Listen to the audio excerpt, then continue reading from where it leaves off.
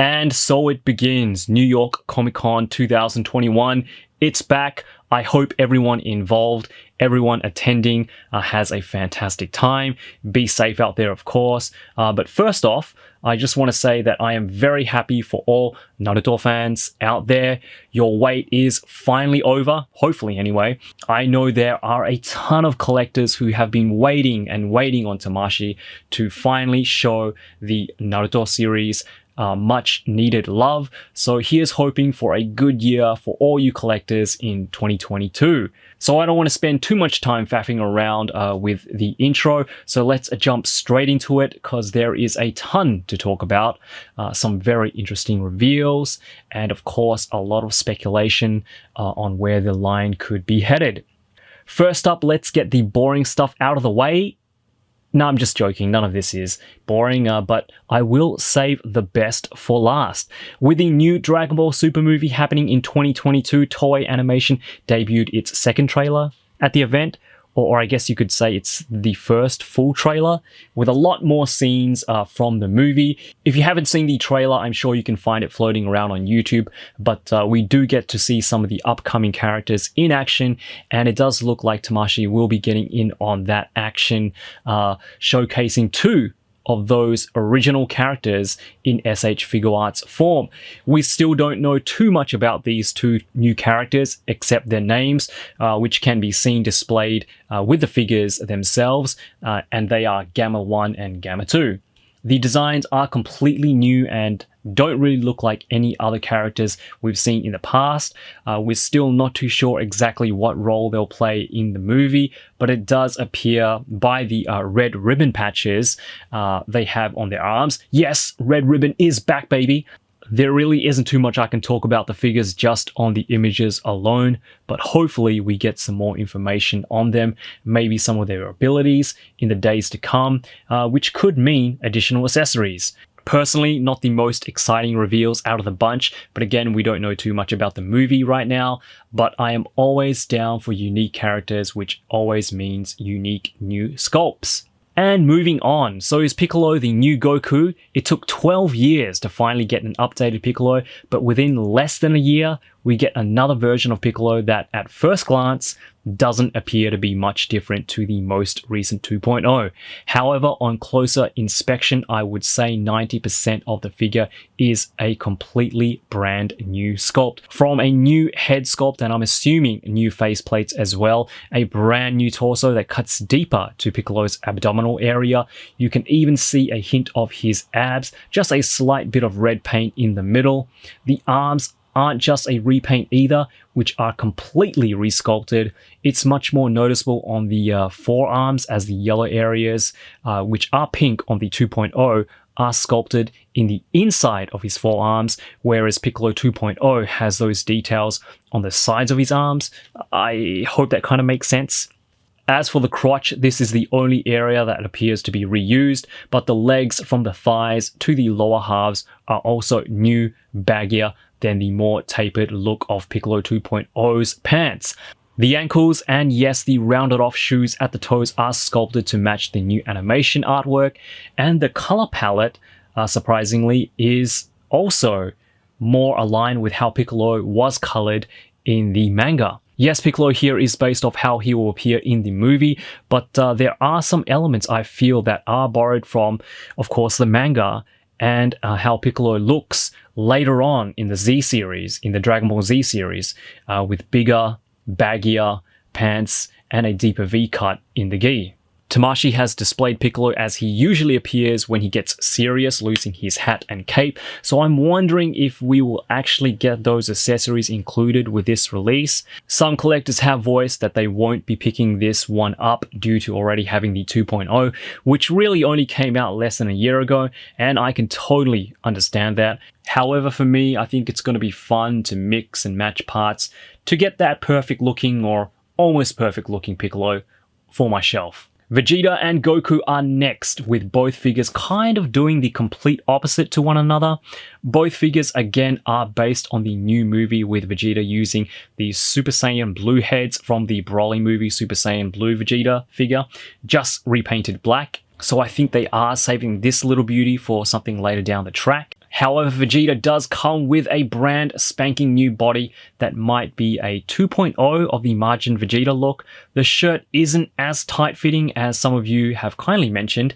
It does appear to be a looser fit, but I think that may be because of the art style the figures are trying to replicate. The arms and legs, with the shoes being rounded off at the toe, appear to be reused from the Super Broly Vegeta figure as well. But this time, Vegeta does sport a dark blue color palette, which I think always looks good on Vegeta. So I mentioned this in my Instagram stories that this release may be enough reason to cancel my pre-order with Demoniacal Fit. It does look like an update of that look, the Margin Vegeta costume, probably with some better proportions, but after staring at these pictures for the past 24 hours, I feel there's still a place in my collection for Demoniacal Fit's offering.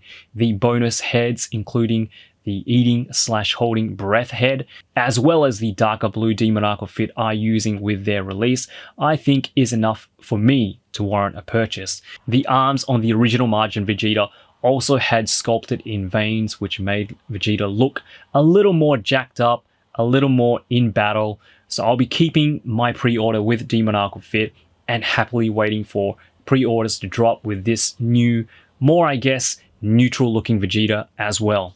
So I've said this time and time again, and you guys are probably tired of me saying it, but I don't care. I'm going to keep saying it. Every review, it's all about the Animated Faces show, 14 seasons, baby. Yes, Tamashii are really pushing the whole animated look for their face sculpts, and personally, I am loving it. The body on Goku is what we are all used to by now, the good old 2.0 body colored to match the movie art, but the face sculpt is just something else. This really does look like it jumped right out of the screen, and I think it is definitely a step forward in how I hope we will continue to see Tamashii go. I don't want to take anything away from the Saiyan Raised on Earth Goku, but I've never really been a fan of the faces. To me, they've always looked a little bit generic, as, you know, some people can actually make customs of Gohan using that head as a base, and it works because it's not, you know, really a Goku face. It's a Dragon Ball face, if that makes any sense. And there's definitely nothing wrong with that. But to be honest, I've never used that figure in my Z Fighters display. I still prefer the 1.0, but I think that might change with this figure. The 1.0 still has some of the best Happy Goku faces ever, and it's because they look so animated and expressive that makes them so good. The hair does look to be the same, something I wish they, could have updated as well, but it works, and overall I am happy with the release. It'll be interesting to see what other accessories Goku and Vegeta come with, but I'm not holding my breath for anything spectacular, but I guess, there's no harm in hoping, so, fingers crossed.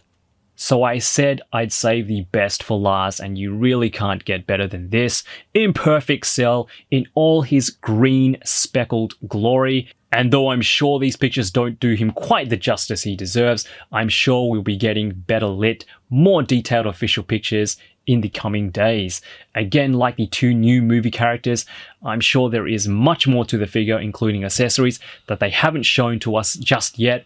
But from what we can see, the amount of detail and the paintwork they've put into this figure is definitely a sight for sore eyes. Much like his older counterpart, Figuarts' Perfect Cell, it does look like all these speckled patterns will be sculpted and painted. The insect-like head looks fantastic, and the tail does look like it'll be made up of multiple parts connected via ball hinges, much like the recent Figuarts Cooler. I'm very curious about the height and how he'll scale with the rest of the Z Fighters.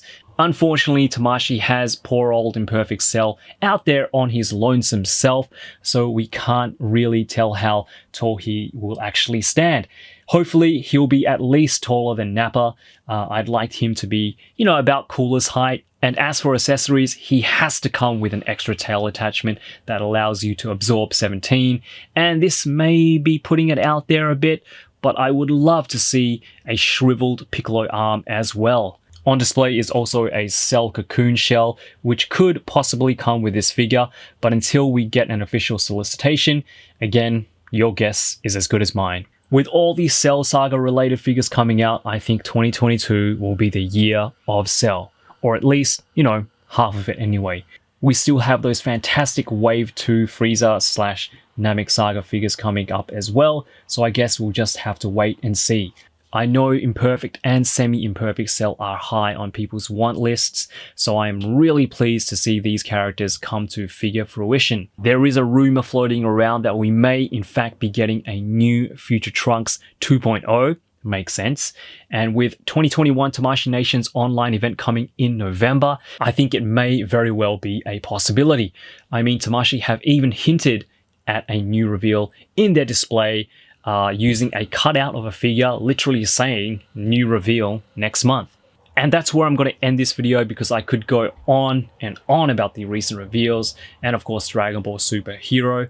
But I will be going live later tonight on my channel, so if you want to drop by, have a chat, or just hang out, I'd love to talk more about all the exciting news with you then.